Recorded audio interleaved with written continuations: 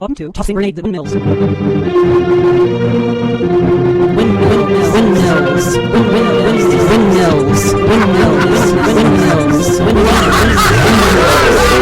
Windmills.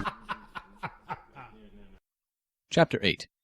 Frank did not have a lot of experience picking up women in bars. In fact, he essentially had no experience at that at all. That did not stop him from entering Gerfman's Cookout and Bar to find Michelle Kostoktok. He went up to the woman at the bar matching Michelle's physical description and asked, "Excuse me, do you come here often?" She gave him an odd look.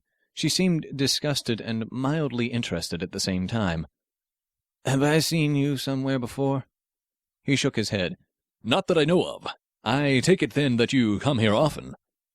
"Are you sure? You look really familiar."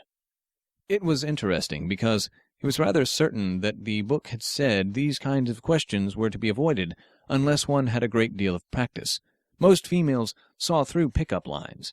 Anyway, Frank wasn't seeking to copulate. He was seeking their salvation. Still, establishing a bond of trust was always a useful thing. "This is my first time visiting this domicile of spirits." "What?" "Bar." "Right." He extended a hand. "My name is John Smith." "Like the psychic?" "No, like the Smith, who was named John." This seemed to be going well. "What is your name?" She smiled and sipped her drink. "Oh, me? Esmeralda." Clearly, she wasn't Michelle Kostoktok. He now had to politely end this conversation without being a rude and generally evil person. "I am pleased to meet you, Esmeralda." She extended her hand as Frank kissed it. She smiled a bit, and then said, "The pleasure's all mine, John." She kept staring at him. Frank wasn't sure if it was suitably polite to stare back or not. After an awkward silence, he realized that she was probably expecting him to say something. "Would you care for a drink?" She beamed. "Why, I'd love a drink, John, thank you." He looked at the bartender. "Bartender, I'd like an atomic nuclear fusion device and a—" He looked at the woman. "Scotch and soda." Frank turned to the bartender. "Scotch with soda." The bartender looked genuinely curious. He walked over toward his bartender's Bible and began to look up the drink. He checked 3 times, and finally returned to ask, "I'm afraid I don't know what you're talking about, sir. There is no such drink. We do have the Scotch and soda, though." "Fine, I'll have a quantum fusion." The bartender went back and looked. He said, "I have a quantum theory. Is that okay?" Frank nodded.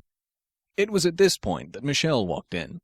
She did not look at all happy. She ordered a glass of whiskey and said, "Make it a double." Clearly, she intended to get as inebriated as possible. Frank stared at her for a moment, contemplating what to do. Then he turned and saw that Esmeralda was staring at him. Frowning, Frank coughed. "I am sorry, but she looked familiar." "Didn't I just use that line?" "I thought you were actually saying I looked familiar, not familiar in the sense that you wanted to copulate with me." Esmeralda giggled. "Well, I'm not sure that I don't want to copulate with you, but you seem to be staring at that woman." "Well, I am looking for someone."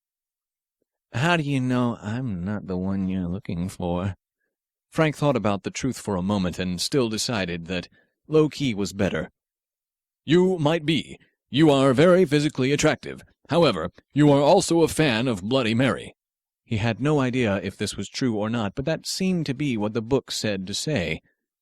"Huh?"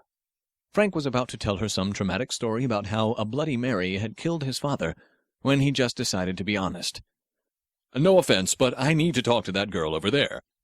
Esmeralda looked kind of pissed. "What, I'm not good enough for you?" "No, that's not it at all." "Is she prettier than I am?" "Not in so many words." Frank paused. "Are you a superheroine?" She was using the heroic voice, and yet she wasn't acting very heroic. She was about to yell at him more when she stopped. She looked at him in a different light. Esmeralda asked, "Why do you really need to talk to her?" "The real reason." Frank was torn. A superhero was honest and expected the best from people, but people in this world had shown a certain mental fragility to the truth. Finally, he said, "I need to talk to her to save the world." "Really?" That is correct. She looked incredulous. Save the world. That's right. From what? Frank took a deep breath, leaned forward, and whispered, The zombie apocalypse.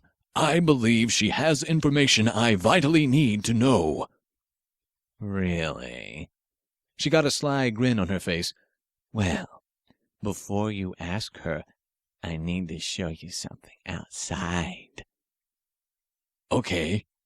She paused a moment. You're not suspicious or anything?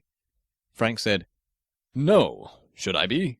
No, of course not. Just walk this way, John. Frank followed closely behind her. Once they were between a few cars in the parking lot, she turned around and pointed a gun at him. Stay right there while I call the cops, Frank. Did you know there is a bigger reward on your head right now than what they offered for Osama bin Laden? Confident in the inherent invulnerability of his goodness, he rushed forward to grab the gun from her hands. He didn't want to hit a girl, but he would pry something from her hands. He never got the chance. There was a loud bang, and suddenly Frank Noble lay bleeding on the asphalt. Michelle was awfully drunk. She now understood the concept of beer goggles now, because Kevin was starting to look pretty good. Tell me again about my eyes. They're blue, Kevin slurred, and very pretty. Thank you. I hope you're not still mad at me for what I said earlier about Norman. Kevin's eyes twinkled. Of course not, Michelle. I could see the irony in your reaction given what happened to Marv. But I can see what you were thinking, I guess. That last sentence sounded really weird to Michelle. It seemed a little convoluted. But then he turned right around and said, Would you like to dance? She blushed. Why, I'd love to. She offered him her hand. Out onto the dance floor they went. It turned out that Kevin was a remarkably good dancer. They did a country swing, and Kevin was an excellent lead. Have you taken classes? She asked. Kevin shook his head, muttering something under his breath. At first, Michelle thought he was bad-mouthing her, but then she realized that he was counting. Round and round and round they danced. It seemed like they had gone through 5 songs before she finally got tired and had to rest. When they sat again at the table, Kevin offered to buy her another drink. Michelle shook her head. I don't think I should. We both have work in the morning. You're right. Then again, we might be dead in a few weeks. What's the harm? When he looked at her with those big brown eyes of his and those strong arms, she couldn't help herself. Part of her felt guilty about Marv, but Marv was very far away. Besides, it wasn't like they were married or anything. Marv was always too chicken shit to pop the question. Hell, if anything, she should be flirting with Kevin to show him how to treat a girl. A part of her realized as she drank the whiskey she thought she had just refused that it might be somewhat difficult to do given that he was locked in Guantanamo Bay at the moment, but she didn't really hold on to the thought. Kevin leaned in close, his breath hot. How'd you like to save the world? Michelle felt very warm suddenly. He was very close, and she didn't seem to mind. Why? Aren't we doing that now? Sort of. I meant more specific. Momo is probably right. This occult stuff works in interesting ways. If Oscar, Beads, Doc, and I are the key to the whole thing, then it's an awfully small number to make a bet on the fate of the world, don't you think? He put his hand on her thigh. He looked at her warmly. Huh? The conversation was a bit deep for her at the moment. Well, I figure since Marv is elsewhere, and seeing as how we've danced all night, I figured you might be willing to help save the world. What? She didn't think too much any more after he kissed her.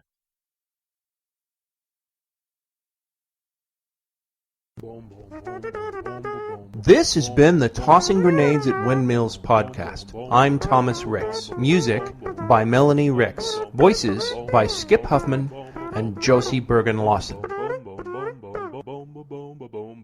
Copyright 2015, Red Anvil Amalgamated, LLC.